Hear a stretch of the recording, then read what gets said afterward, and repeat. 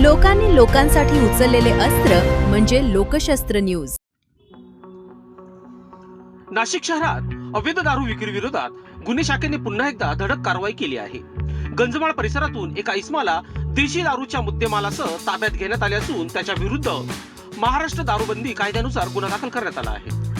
Nashik police आयुक्त Sandeep Karnik, police उपायुक्त किरणकुमार चव्हाण व सहाय्यक पोलीस आयुक्त संदीप मिटके यांच्या मार्गदर्शनाखाली गुन्हे शाखा युनिट क्रमांक 1 अवैध धंद्याविरोधात सातत्याने कारवाई करत आहे।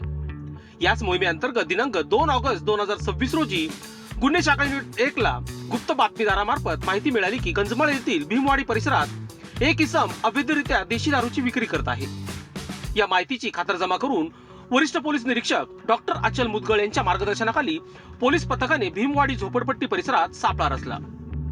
तेथे मनोहर चिंतामण भोये, वय वर्ष 55, व्यवसाय मजुरी, राहणार भीमवाडी, गंजमाळ, नाशिक हा इसम विना परवाना खाकी रंगाच्या बॉक्समधून तसेच पांढऱ्या प्लास्टिकच्या पिशवीत ठेवलेल्या देशी दारूच्या बाटल्यांची विक्री करताना रंगेहात आढळून आला। पोलिसांनी तात्काळ त्याला ताब्यात घेत त्याच्याकडून 13,800 रुपयांचा देशी दारूचा मुद्देमाल जप्त केला आहे। या प्रकरणी पोलीस हवालदार विशाल काटे यांनी सरकारवाडा पोलीस ठाण्यात महाराष्ट्र दारूबंदी कायद्याच्या कलम 65E अन्वये गुन्हा दाखल करण्यात आला आहे।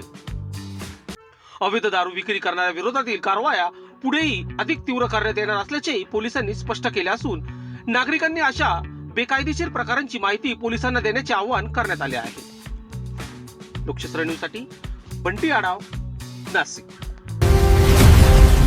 लोकांनी लोकांसाठी उचललेले अस्त्र म्हणजे लोकशस्त्र न्यूज।